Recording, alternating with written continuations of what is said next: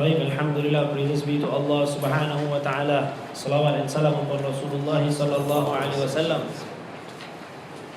Na'am, alhamdulillah, a small remembrance of Rasulullah sallallahu alayhi wa sallam in the presence of the children, the descendants of Rasulullah sallallahu alayhi wa sallam. Alhamdulillah, what is the celebration of Mawlid that we can do compared to the kind of celebration of Mawlid that Allah subhanahu wa ta'ala has done for Rasulullah sallallahu alayhi wa sallam. Our celebration for Rasulullah sallallahu alayhi wa sallam is something very simple. Give salawat, sit down together, listen lectures, eat, drink, sing song. Come on, qasida of course. But what is it compared to what Allah subhanahu wa ta'ala has prepared for Rasulullah sallallahu alayhi wa sallam? Allah subhanahu wa ta'ala has destroyed kufr when Rasulullah sallallahu alaihi wasallam was born. Allah subhanahu wa ta'ala has made the whole universe yattarib or yatafa'al. That's what the scholars say in Arabic. Yatafa'al means to react with the birth of Rasulullah sallallahu alaihi wasallam. The sea reacted, the animals reacted, the angels reacted, the idols who used to be worshipped by the kuffar, even though they seem to be like something which is unmovable objects, they also reacted together with the birth of Rasulullah sallallahu alaihi wasallam, and continues from time to time in every year until today. Since the birth of Rasulullah sallallahu alaihi wasallam until today, the whole world will react with the birth of Rasulullah sallallahu alaihi wasallam. Even though there will be some group of people who will say that it's not allowed, some other people try to destroy the name of Rasulullah, try to tarnish the reputation of Rasulullah sallallahu alaihi wasallam, and all kind of ways being done to stop people from loving Rasulullah sallallahu alaihi wasallam, or try to stop people from coming closer to Rasulullah sallallahu alaihi wasallam and learn about Rasulullah sallallahu alaihi wasallam. But Allah's decree is above everyone else's decree and action, anyone's ability. So Allah subhanahu wa ta'ala wants the universe to react the same way or in another way as how Allah subhanahu wa ta'ala has made the universe react during the birth of Rasulullah sallallahu alaihi wasallam. And remember, there is nothing we can do more beneficial than improving our akhlaq in the month of the birth of Rasulullah sallallahu alaihi wasallam. So remember, when the month of Mawlid comes, what are we going to do? What are the things we intend to do or to improve our own akhlaq, our own behavior, or our own knowledge for the sake of Rasulullah sallallahu alaihi wasallam and Allah subhanahu wa ta'ala. Rabbi ighfirli wa tub alayya innaka antat tawwabur rahim. And remember, whenever we learn from knowledge of fiqh, or knowledge of hadith, or knowledge of Quran, or knowledge of aqidah, knowledge of fardu ain, we are indeed learning what Rasulullah sallallahu alaihi wasallam has taught the Sahaba radiyallahu anhum ajma'in. We are not learning something foreign. We are not learning something the scholars came out from their own head. Tamam. Remember that all this knowledge came and was taught by Rasulullah sallallahu alaihi wasallam himself to the rest of the Sahaba radiyallahu anhum ajmain. If we understand the concept of seeking knowledge, then we understand the juhd, the strive that the Sahaba has put during the time of Rasulullah sallallahu alaihi wasallam. Then we understand how Islam spreads up to an extent that we know that Sayyidina Umar radiyallahu anhu, he prevented the Muslims continue to expand the Khilafah in other countries. For what? He stopped Amr bin As radiyallahu anhu. When Amr bin As wanted to go to conquer Egypt, Masr, what did he say? He said, verily, I don't get any guidance in doing that thing. Why? Because he takes much importance in educating the Muslims first. Educating them the reason why are they traveling from one place to another place to conquer their country. Why is it? What is the reason? Are you doing this?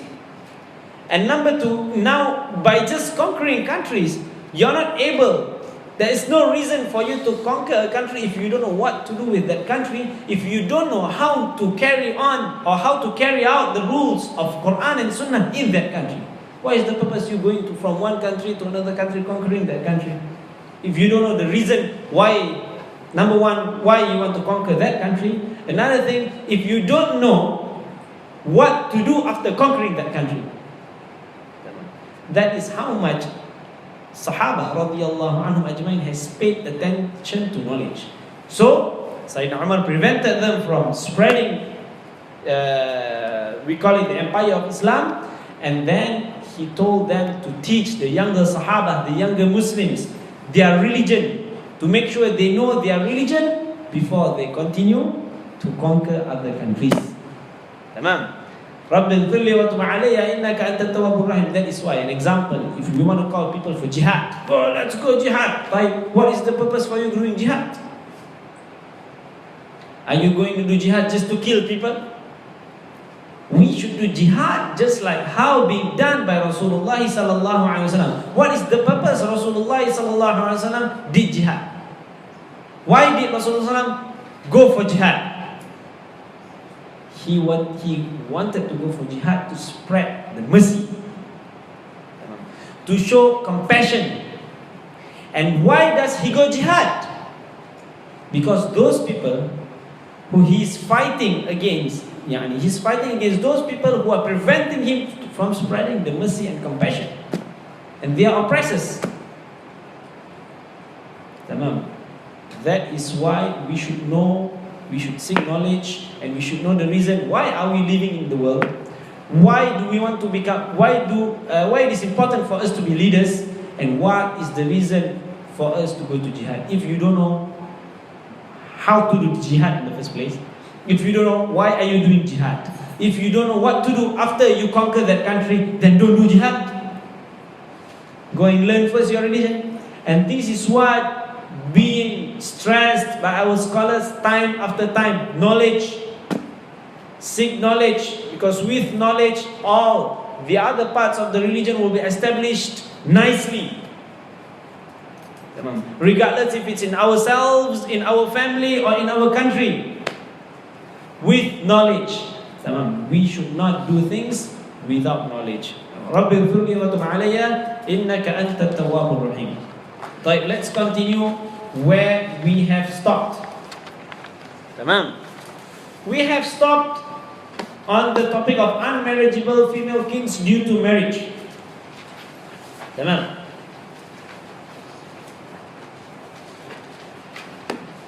The topic is unmarriageable female kings due to marriage. As what we have put on the footnote, this prohibition continues as long as he is married to that woman. Okay. The prohibition will be removed once the relationship has ended. And relationship can end in two ways.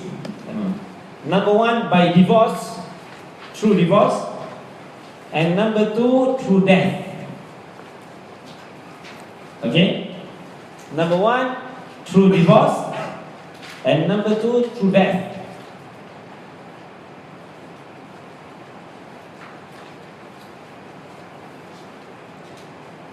If it's by divorce, then you have to wait for your wives or your ex-wives iddah to finish before you can get married to these unmarriageable female kids due to marriage.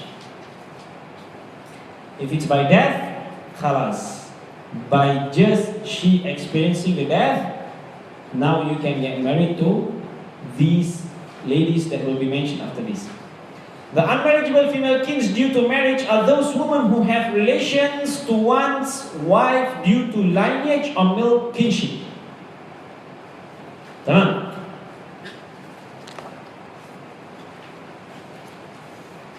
Those women who have relation to one's wife due to lineage, maybe those ladies can be her sisters, or those ladies can be her aunties. Tamam. Or those ladies can be her, Allahumma salli wa sallim wa barik alayh, maybe half sister. Half sister means, يعني, what does half sister means? We mentioned in the previous class. Those who will share the same mother or father. That is half sister. Maybe you with your half sister, you share the same mother but from different father, or you share the same father from different mother. Those are the kind of people which you cannot get married as long as you are married to your wife, your wife's sister, your wife's auntie, and so on. Will be mentioned after this.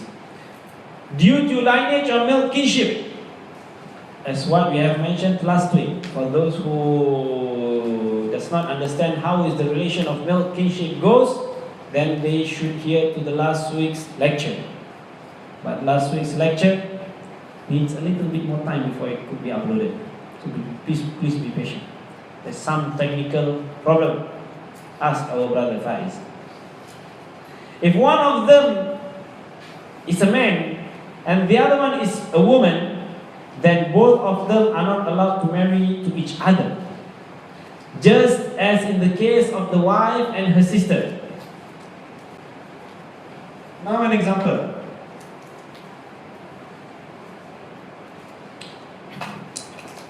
This is the husband. MashaAllah, tabarakallah.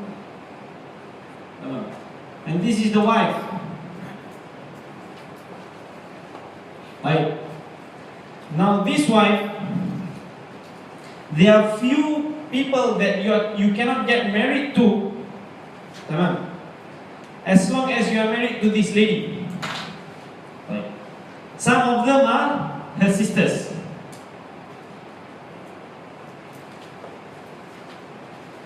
Now, what does this sentence trying to explain to us? It tells us that if one of them is a man and the other one is a woman, then both of them are not allowed to marry to each other, just as in the case of the wife and her sister. Right. Now, an example. In reality, what we're going to see is that all relatives, all female relatives that got to do with the wife, because why? A man cannot get married unless to a lady. So, but the explanation is that now let's look at the wife and her relation to those ladies. An example, if we make the wife as a man. Now, can a man marry their sisters?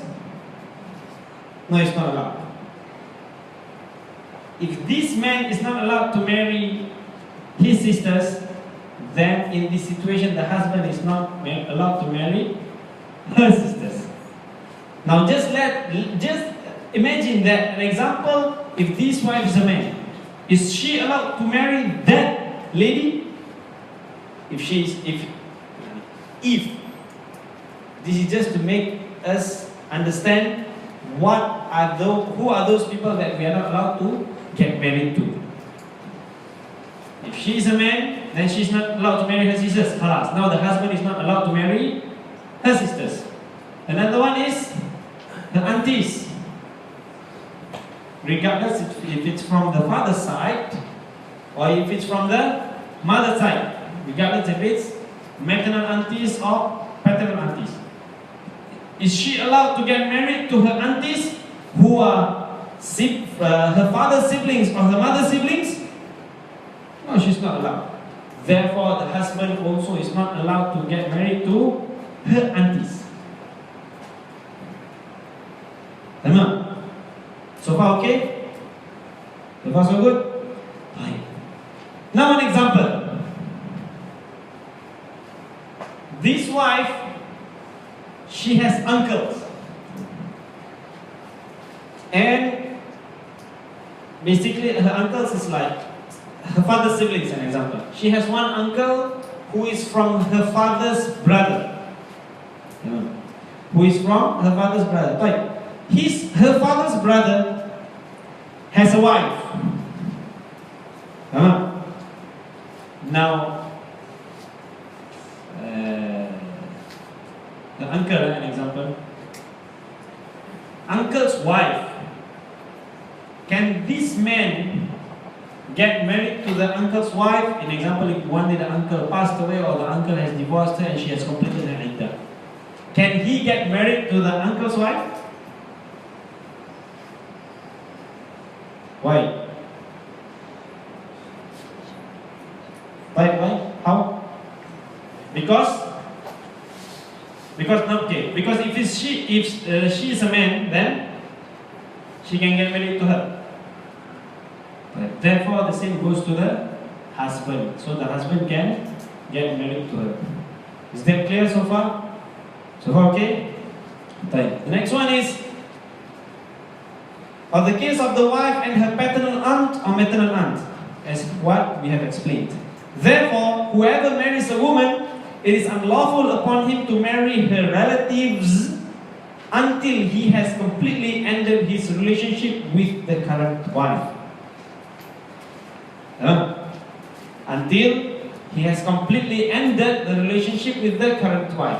Right? Now, after some times, he divorces the wife. Minus. After he has divorced his wife, he has to wait for the iddah to finish, and once the iddah is finished, then only he is allowed to get married to her sisters or her aunties. And an example, now he is not allowed to, as long as he is married to her, he is not allowed to marry her sisters and her aunties. Does this mean that he can, they are his mahram?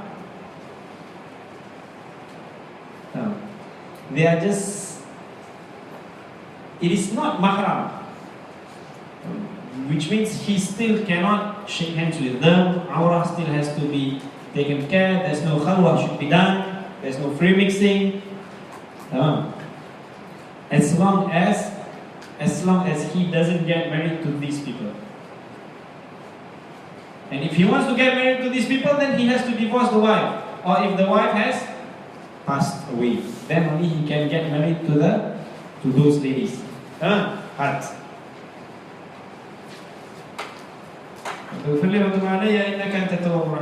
The ending of their relationship could be due to his wife's death or due to talaq ba'in. What does talaq ba'in mean? We will learn later in the future. What does talaq ba'in means? We put in the footnote, a divorce that does not allow the divorced wife to return back to the husband except through a new marriage contract. And there is ba'in sughra and ba'in kubra. There are ways to do it. An example, if you divorce the wife 3 times, 3 divorces you give to the wife, that's talaq ba'in. If a wife do khulu from the husband, basically divorce that involves compensation, that is also talaq ba'in. The husband is not allowed to go back to the wife unless with a new marriage contract. Or talaq raj'i and her waiting period has been completed. Talaq raj'i, a divorce that allows the husband to have his wife return back into the marriage without a new marriage contract, even without her consent. An example, the husband divorced the wife. Oh my wife, I have given you 1 talaq raj'i. Khalas, she's divorced. After 3-4 days, he said, I wasn't wise when I do that. Oh my wife, I've returned you back to my marriage. Khalas, she becomes his wife again. That is talaq raj'i. He can return his wife back to his marriage even without wife's consent. Even without wife's consent. If he or she wants the marriage to be permanently finished, then they have to do it in another way. Maybe a khulu. Khulu is one of the way, which means khalas. The husband cannot return back to that wife once khulu is done, divorced with compensation. Once khulu is done, the husband divorces the wife with a compensation. And the compensation is upon his request.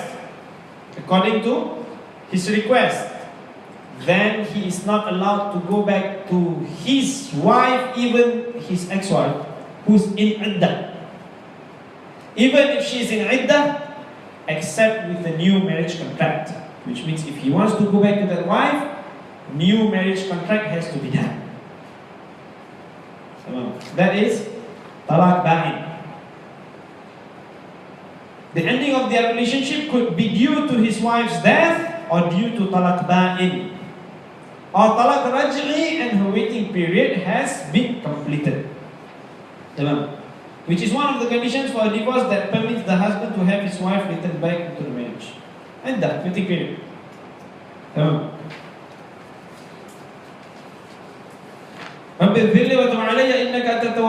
far okay? So far okay, طيب. Now, new notes for today.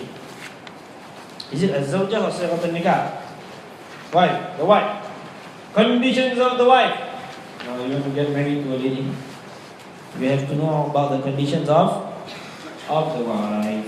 Otherwise, you don't know who you get married to. Third,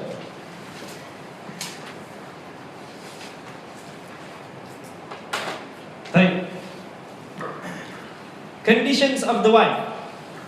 The conditions of the wife is that she is to be a woman. You have to make sure that she's a woman.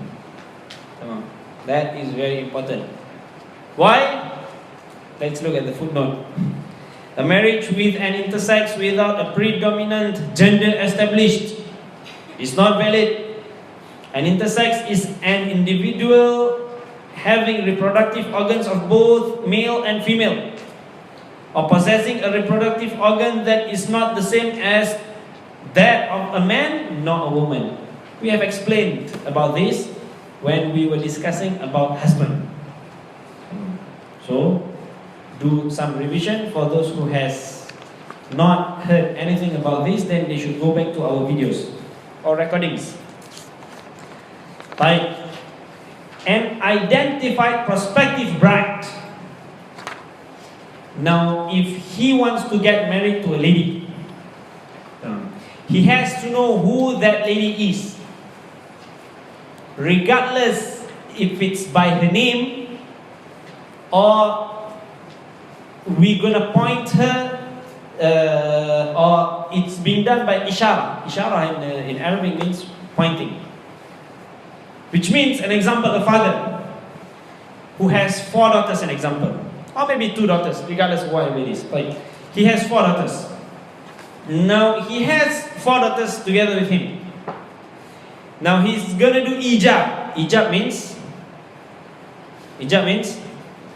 offering. Oh fulan, I'm marrying you off to one of my daughters with the mahar of $100, an example. Now that is not allowed. That is not allowed. Because why? The wife to be is not identified.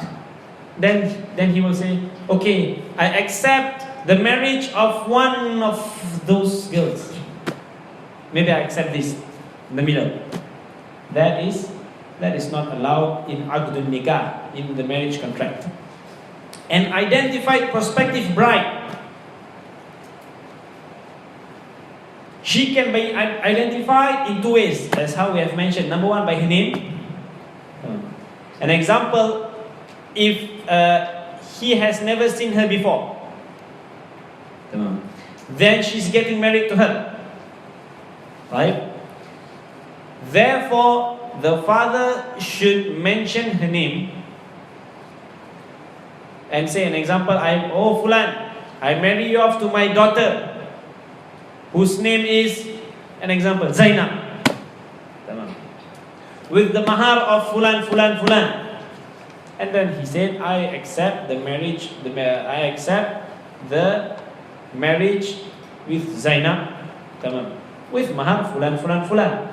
That is possible. Or an example, he has few daughters, 4 daughters, and he said, oh fulan, I marry you off to my daughter on the left, with the marriage contract of fulan fulan fulan. And then he will say, I accept the marriage of that lady with the mahar of fulan fulan fulan. So it can be identified in 2 ways, either by mentioning the name, either by mentioning her name, or by pointing. This one, the first one, the left one, the right one, the middle one, or and so on. So this is how you identify the prospective bride. And she is not in ihram either due to Hajj or Umrah. This is the situation for the one who is getting married, and this is the situation for whoever who wants to carry out the marriage contract. None of them should be anyone who is involved in the marriage contract should not be in a state of ihram. Anyone who is involved in the marriage contract should not be in the state of ihram, regardless if it's the husband, or if it's the wife, or if it's the wali. None of them should be involved. None of them should be in the state of ihram. She is free from a marriage and she has completed her waiting period. We have to make sure that she is totally free from a marriage. You cannot marry a woman who is still married, or you cannot marry a woman if she is still in her iddah. Because a woman in her iddah, she is just like the wife of that man, regardless if she is experiencing talak ba'in or talak raj'un. Because during talak ba'in, when talak ba'in happens, when an example the wife asks for divorce, or even the husband offer a divorce with a compensation to the wife, and the wife accepted the divorce. The wife accepted the divorce by giving him the compensation requested.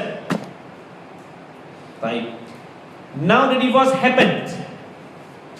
When the divorce happens, she is not allowed to get married to any other man during her iddah, except for the husband.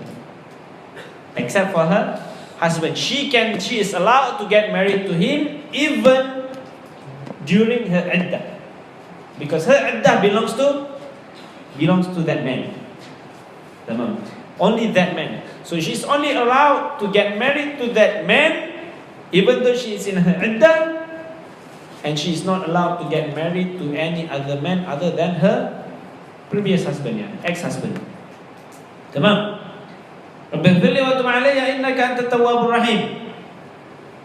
She needs to complete her waiting period. Now let's look at what Al-Muallif, the author of the book, says. This is not the case for her former husband, as what we have explained earlier. If she is in her waiting period, if it's a talaq raj'i, if it's a divorce which permits ruju', then the husband can just tell his wife, I've ruju' you to my nikah, and khalas, she is your wife. If it's talaq ba'in, then he can get married to her even though she is in her iddah. But the previous husband who did talaq to her, talaq with compensation, or maybe he mentioned there's no compensation done, but he said, oh my wife, I give you 1 talaq ba'in. If he says that, then he cannot go back to the wife except with a new marriage contract. And the marriage contract, except with a new marriage contract in her iddah. If she has completed her iddah, then she is allowed to get married to him or other men. This is not the case for her former husband if she is in her waiting period. But if a person will say, oh my wife, I've divorced you with one talaq, then by default it is talaq raj'i. If he mentions, oh my wife, I've given you one talaq raj'i, then of course it's a talaq raj'i. But if he mentions, oh my wife, I've divorced you with one talaq ba'in, then it becomes a talaq ba'in and he is not allowed to get back to her except with a new marriage contract. Is that clear so far? Clear so far? Right. She is not someone who the man has sworn li'an against. You understand what is li'an? You know what is li'an?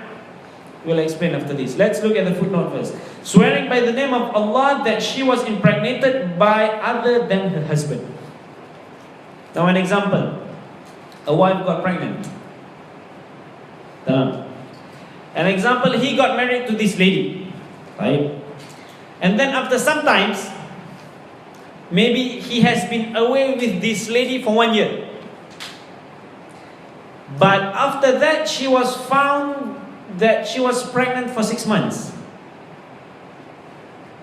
Or maybe a man get married to a lady and he has never consummated her before. And then after some time, he found out that she was pregnant. And this is not possible for any other ladies other than Maryam. Don't ever think that this is karama. No, it doesn't happen. It does not happen. Okay? Especially if you get married to a man. If it happens, then what is the purpose Allah subhanahu wa ta'ala bring down such rules?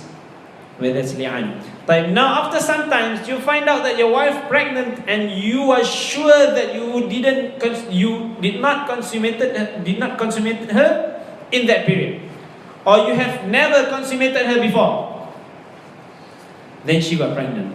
So what you should do? It is wajib upon you to nafyul walad, to reject the pregnancy of that woman. What they call it? You have to reject her pregnancy that it came from you. It is wajib. It is wajib because why? This is to protect nasab, to protect lineage. So it is wajib for you to reject her pregnancy and say that this child is not my son. And once you have done that, it is a kinayah for you to say that she has fallen into zina. Right.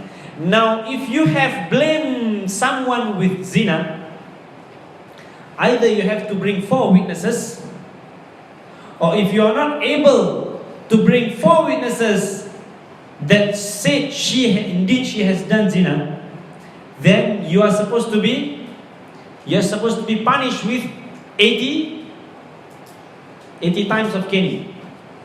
You should be punished because why? You have blamed someone doing zina without proofs, without valid proofs. Now your husband, and you are sure that you have not consummated her before, now she's pregnant. And now you have said that she is pregnant and the pregnancy did not come from me, which means you have said that she has done zina. And you are not able to bring 4 witnesses. Of course, I don't know. Suddenly she got pregnant. Of course, I'm not able to bring 4 witnesses. And all the witnesses have to be men.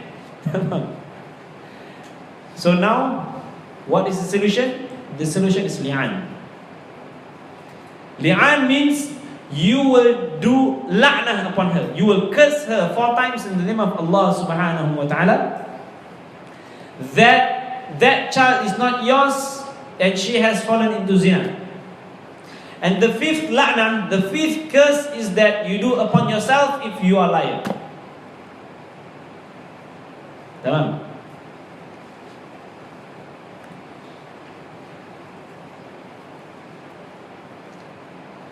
La'na is curse of Allah, which means you curse that woman, tamam,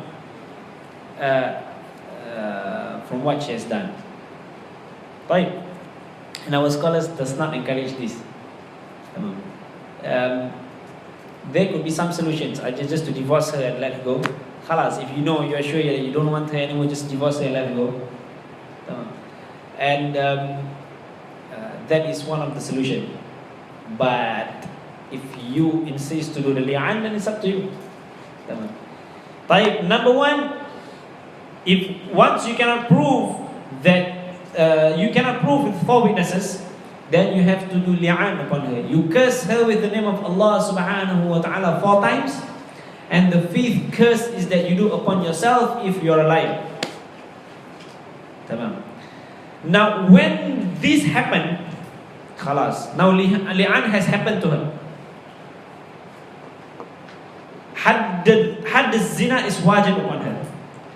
The punishment of zina has been wajib upon her. Khalas. Once the li'an is done by the husband, then the punishment of zina is wajib upon her. Which means she should be prosecuted after she has delivered, after she has breastfed her child, after her child has reached 2 years old, she should be prosecuted in Islam. Hadd zina. Taib. Now, she is sure that this child is his child,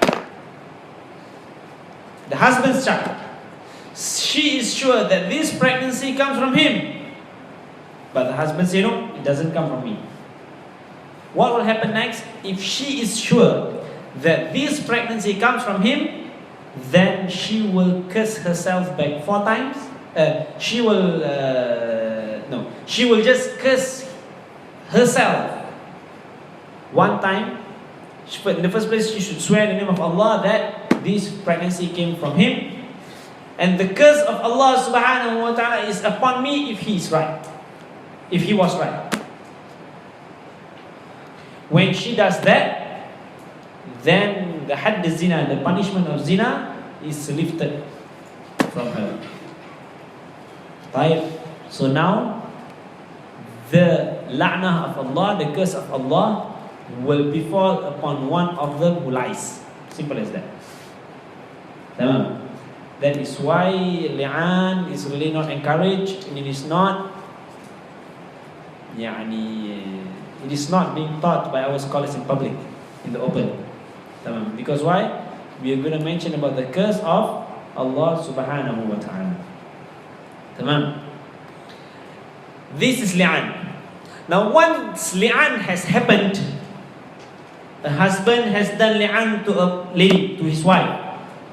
Immediately the talaq ba'id is baynunah kubra, which means the division of the husband and wife is a big ba'id. You cannot go back to her in whatever ways, regardless if it's in dunya or if it's in akhirah. Even in akhirah, you will not go back to that lady. Even in akhirah, you will not go back to that lady. This is the consequences of li'an. So you should really protect your tongue from doing such thing. And this li'an, it cannot just be done at home.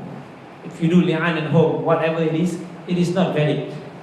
It has to be done in the presence of the judge, and it has to be talqeen. What does talqeen means in Arabic, in English? Talqeen means it has to be guided. That man who wants to do li'an to the wife, he has to be guided by the hakim, by the judge.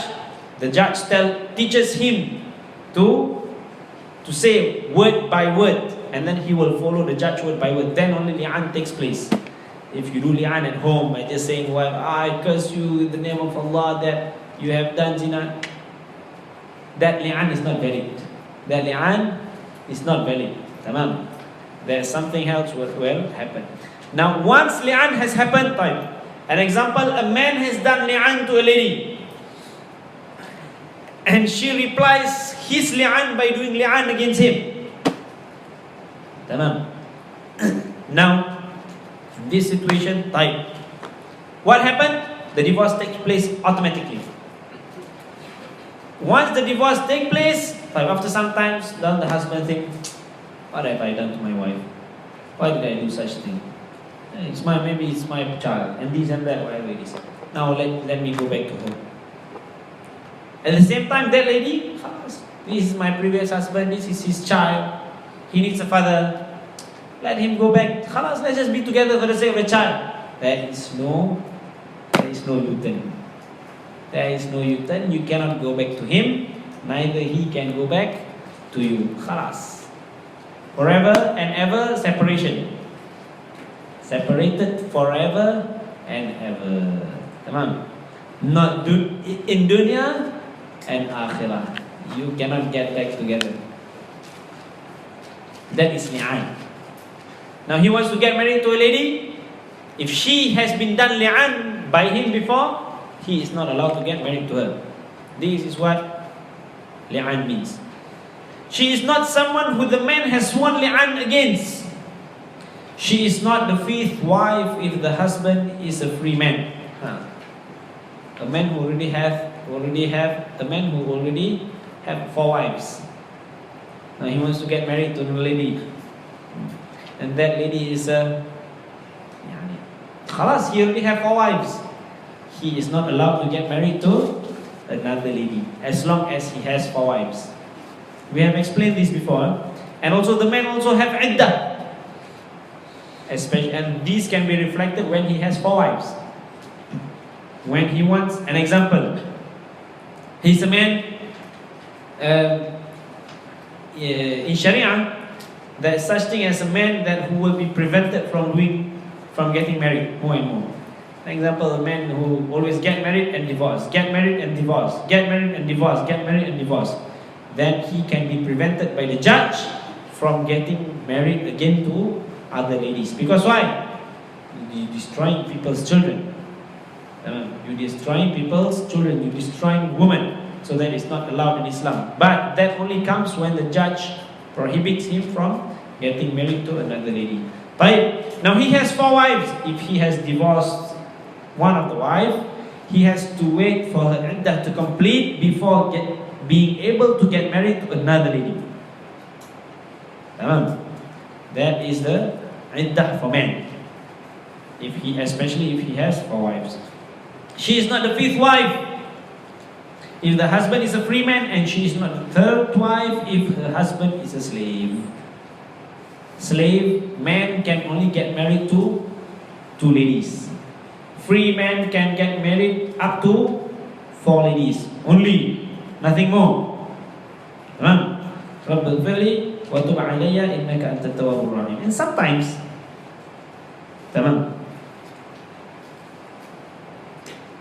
this is one of the things that we have to think properly. The non-Muslims, they only get married to 1. Why is it Muslims are allowed to get married to 4? Number 1, we have mentioned many times, this is the law that got to do with Allah subhanahu wa ta'ala. We are no one to question the law of Allah subhanahu wa ta'ala. Number 2, the reality in the outside world. Those, we are not passing a general blame to everyone. But the reality is that out there are many men who have many other women outside, even though he has a wife at home. That is the reality. Most of them, of course, amongst the non-Muslims, even amongst Muslims, we have such a thing. Even within Muslim, even amongst Muslims, we have such a thing. Even those people who pray 5 times a day, I know personally. People who pray 5 times a day, who seems to be like religious. When Ramadan comes, he fasts.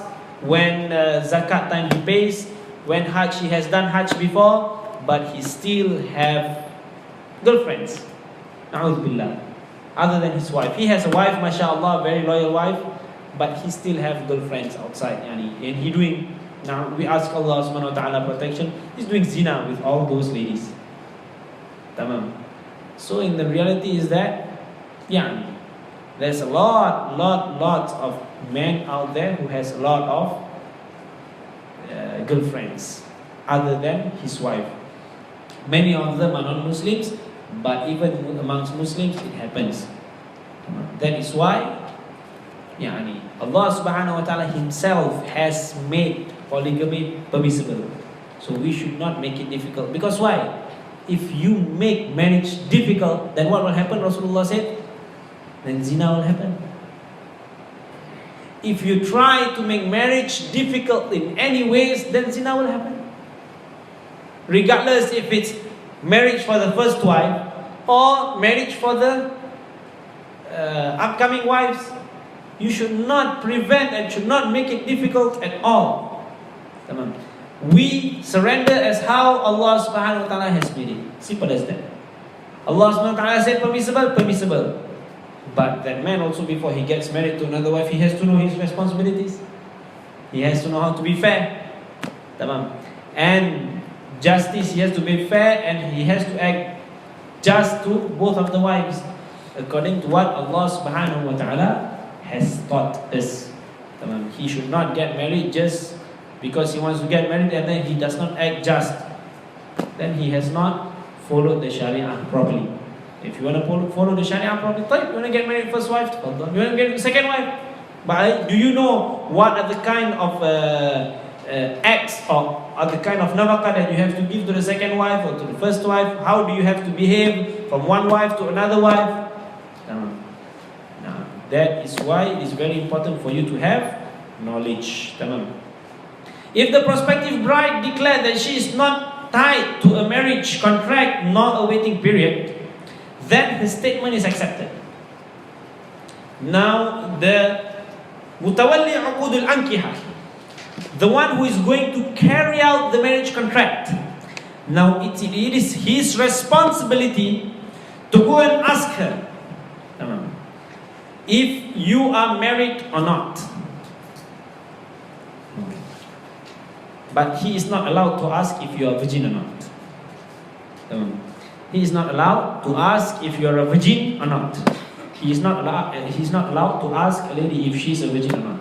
But he is supposed to ask if are you married or not. If she says that I'm free from marriage, now this is where it comes. If the prospective bride declared that she is not tied to a marriage contract, nor a waiting period, which means, no, I'm not married and I'm not in my iddah, I'm not in my waiting period, then her statement is accepted.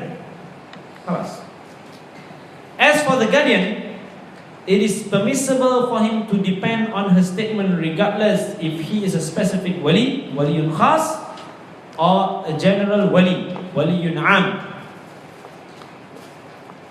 Waliyun khas comes from the father or the grandfather. That's wali khas.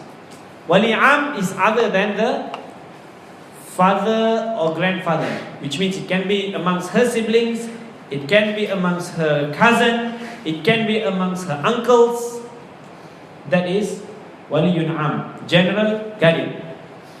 If she says, I was once the wife of so and so, and he divorced me, which means she says that I was married before. I was married before, but that man has divorced me. Or she says that I was married before, but my husband has died. Then it is upon the one who's going to carry out the marriage contract, tamam, then her statement cannot be accepted and used by the general guardian. Waliyun am, anyone who's other than her father or grandfather. Who is the ruler? Except with proofs. Except with proofs. On the contrary, the specific guardian can accept to the mentioned statement. Because why? Because normally the father knows her situation very well. Now the father wants to marry her off to someone. By she just saying that, the father understands. But if it's a waliyun am, if there is mutawalli uqudul ankihah involved, the person who's going to carry out the marriage contract, and that is what we practice in many countries, especially in our country, Singapore. Or maybe it also happens in Malaysia and many other countries. Most of the time, nikah is done in the presence of a person who is knowledgeable in carrying out the marriage contract, then he is not supposed to accept her statement by just she saying that I was married before but I'm divorced and I've completed my iddah. Or I was married before but my husband has died. Now he has to ask her, what did he say during the divorce? And when the divorce happened? And how is your iddah calculated? Have you finished your iddah properly? And then also you have to ask her that what kind of divorce did he give? And he is also supposed to check with the previous husband. Did you divorce her properly? Did you do ruju' to her? To make sure that she is not involved in a marriage contract before she gets married to another man. Tamam? This is very important in Sharia.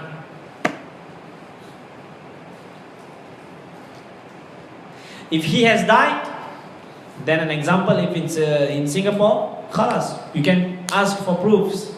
Where is the certificate of death? Tamam. And what kind?